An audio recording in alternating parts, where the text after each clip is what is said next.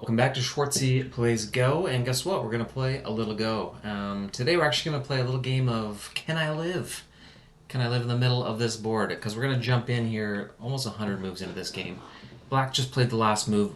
I should point out, I'm playing against a much weaker opponent in this game. I'm 12Q. This game's actually from last night.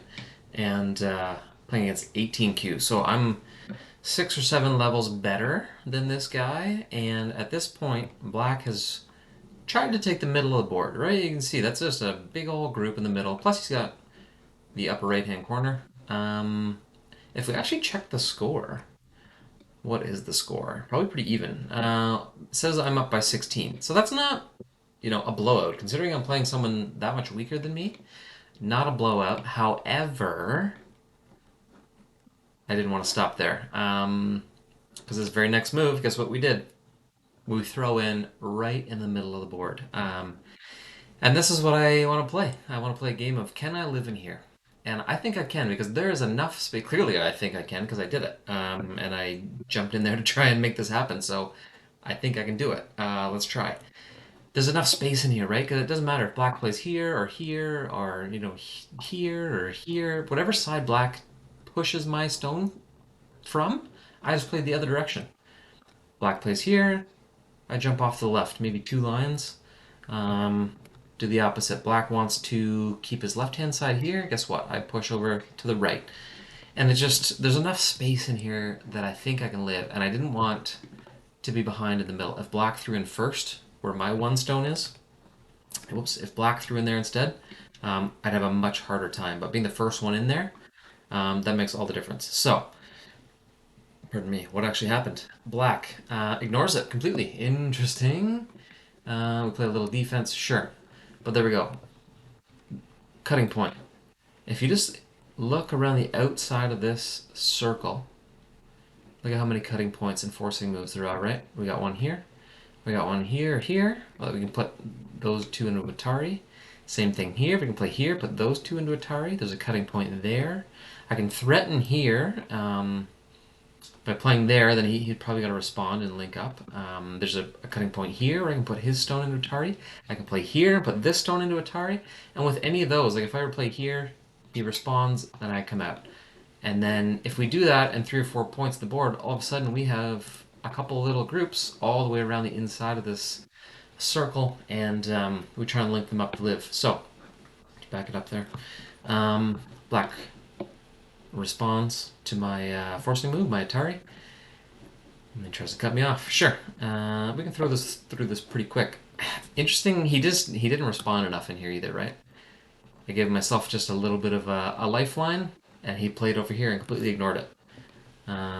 Played a little defense over there, shore it up, sure. But then guess what? We jump back to the middle of the board. And it might not play it exactly how you think, because I think I actually gave up. Yeah, so I actually sacrificed this stone. I maybe should have played here, but I thought, you know what, there's just more space. I didn't necessarily need the eyes in there. And there's enough little points out here, because I think I was looking at this spot or this spot. Play those, put them into Atari or a forcing move, and then play back to this stone. And there's just, I want to play some points around the outside of this and then come back to the middle, right? Play there, come back to the middle. Play here, come back to the middle. So I was not worried about this stone. And he takes the kill, sure. Put him back into Atari, fine. And actually, once this happened, I thought, oh, maybe that was a mistake, because all of a sudden it looks like it's going to be a lot harder to get eyes in here now, right? We had that sort of center space for our first eye, and we've given that up, and now it's going to be a little more difficult to get those eyes, and he starts attacking them right away. Takes away my eyes there, sure. And you can see now it looks like, hey, I might be in trouble actually. This might not work out at all, because it, like, maybe I can get an eye or two in there, but I'm going to need a couple moves to make that happen. But don't forget, there's all those attacking points from the outside, and that's what we're going to try and exploit here. And the fact that we know we're playing a much weaker opponent, that doesn't hurt either. So there we go. We threaten that little cutting point, the Atari point. Sure. There we go. We do get a cutting point. Black links up, but then I link up. And you can see if we do this enough times, like we've effectively cut him here, right? We split him there, and he's got a good little group of, what, 6 or 7 stones. But it's also vulnerable. I can cut here, but then maybe he links up. But then guess what? I can cut again here, and we can just kind of keep playing around until there's enough mistakes and enough chaos that maybe we can get a kill.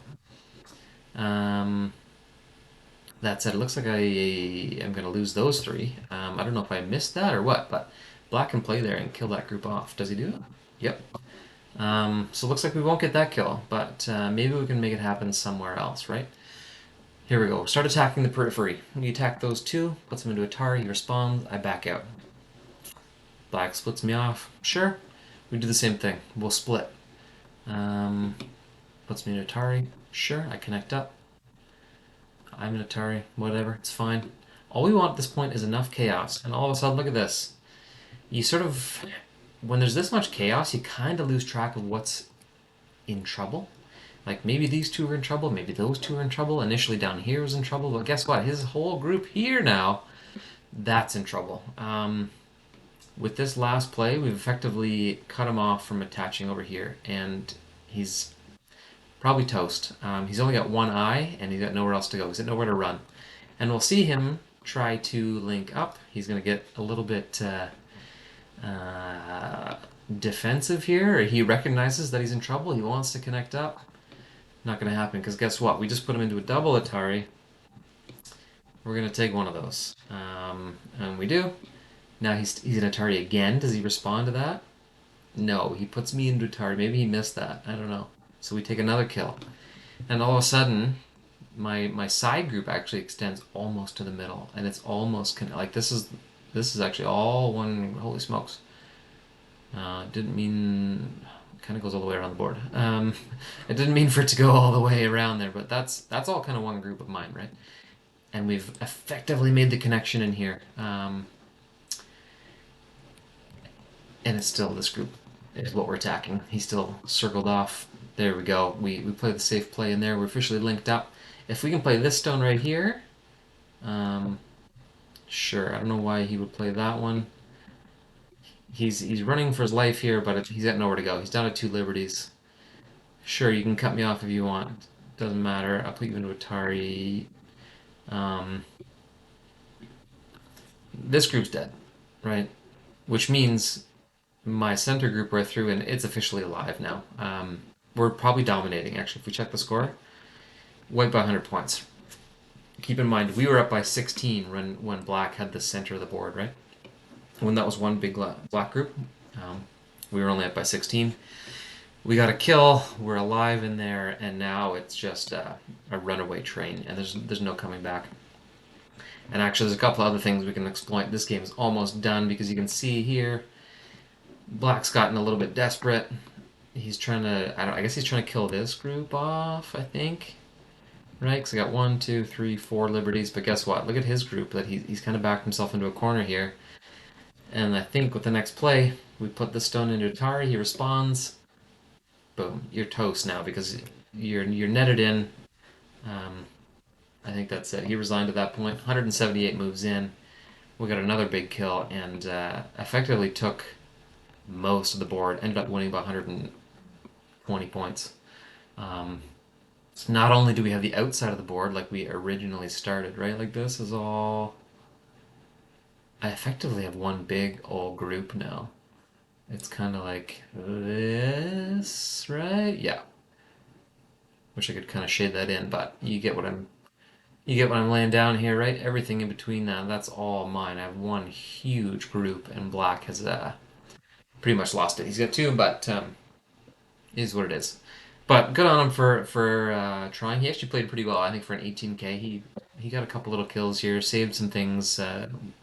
You know, when he wanted to, and had some nice little attacks, actually, that I thought maybe I could exploit, but then he had some good defense on some points. So, well played by him, but fun game, and I just thought it would be kind of a fun little recap on Can I Live in the Middle, and I'll just run back there. I think that was move, 98, where we started, something like that, 94.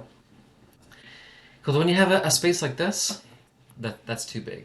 You know, if I were Black, with your next move, you should be playing right where I did, because that's going to make it way harder for white to jump in there and live. There's still some points where you can maybe exploit.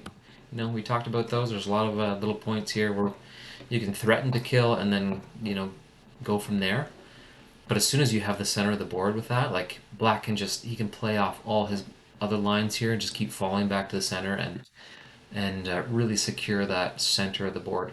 Not that it may not have been enough anyway, but it's still fun. So anyway, can we live in the center? It turns out yes we can. Fun game. Hope you enjoyed. Thanks for watching. Give it a thumbs up or a little comment down below. Um, I'll give you a shout out in the video if you say something. See you in the next one.